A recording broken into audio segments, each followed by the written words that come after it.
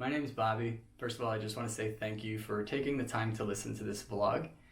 Today we're going to be going over 3 really easy to use education applications, both on the end of the instructor putting the information into the application and on the end of the user as well. The 3 that we're going to talk about are going to be Quizlet, Quizizz, and Slido. You may have heard of some of these or all of these before, or probably even used some of them before, but it's always good to take a step back and think about why we're using these and how they might benefit our students, or some of the risks involved in using some of these applications. So the first thing that we need to know is that yes, they're all internet based, so you will need internet connection. Hardwire, Wi-Fi, it doesn't really matter. They don't take up a lot of bandwidth, so we don't need anything super fast, just a basic internet connection. They do work with Android and iOS, so that's great. We don't have to pick one or the other. And they can also work as a standalone web platform with Google, Safari, Explorer, or a similar internet browser. The information gets transmitted to students through links or access codes. They could also make their own account and then sign into yours, but the easiest way is to just give a student a link or an access code and allow them access to the information that you want them to be seeing and using. As far as cost, that's always a question. These applications all start off at free. However, each one of them does offer the ability to pay for a subscription and get a little more out of different features, as well as the ability to load more information. So that's always out there, but our money is valuable, so we want to make sure that everybody knows that they're free to start off with. As far as support, that can be one lacking area, just because the free versions don't have a lot of customer support for either students or teachers, and honestly, for the customer service side of things, even if you pay, they don't seem to offer a ton of support with these. All 3 of these applications are very user-friendly for students and for teachers. It's easy to get your subscription set up and start working in them right away. Students, once they sign on, it's pretty intuitive, so they'll be able to jump right in, especially at that high school and post-secondary level. As far as classroom design, we can use these with synchronous, asynchronous, face-to-face. These apps work across any type of education that we're doing, whether it's virtual or in person. The easiest way to get that information to students, again, is through links. We can email those out. We could chat them out if you're in a Google Meet or something like that. And we could even just write them on a board so that students can log in and start going ahead and linking themselves right to those applications. So now we're going to jump into a little bit of the why or why not, depending on how you interpret these, behind using applications in the classroom. First, we'll start with interactivity and engagement. These applications are, according to Monazami and Alam, these are great for immediate feedback and immediate gratification.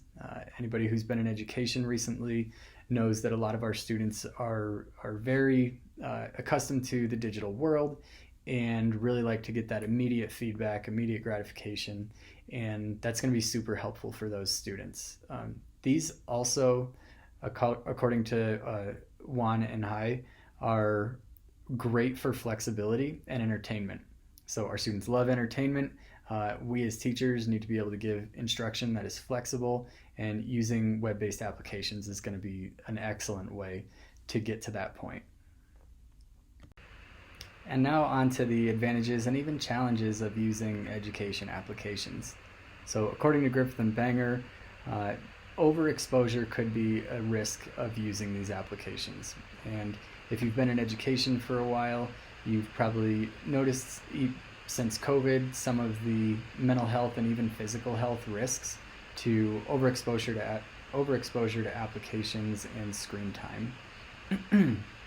Moving on from that, there is a positive side of using these, and that's probably why a lot of us use them. So according to El Sherbini and Mamarai, we have seen in a study that they did increased scores after intervention. So students who would take a test and then receive intervention through applications and internet-based instruction, there was a pretty marked increase in their scores after receiving that application-based intervention that was more targeted towards each person. So that's a great benefit and something that we should all be aware of when we're arguing for using applications and internet-based instruction.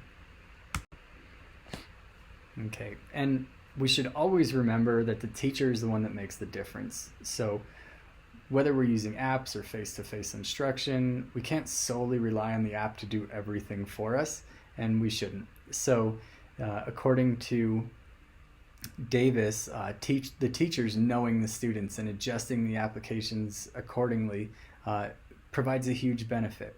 So we talk about culture and getting to know our students, and that's kind of what this research is saying is once we know the students and we can really gear these things towards the people that are going to be using them on the back end, then they have a much greater benefit.